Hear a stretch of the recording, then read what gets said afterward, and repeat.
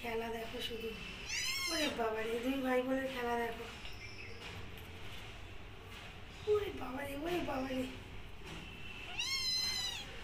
কি ভালো লাগে এগুলো দেখতে। না যখন ছোট থাকে, মানে আমি এগুলো দেখার জন্য মানে কি বলবো, মানে জানি খুশি বেবি হবে আর এই যে এই দুষ্টুমি শুরু হবে।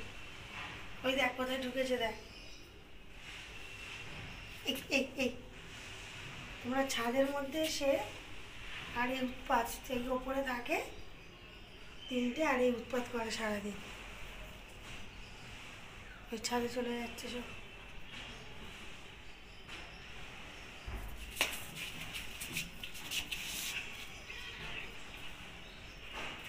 এই উৎপাত করছে।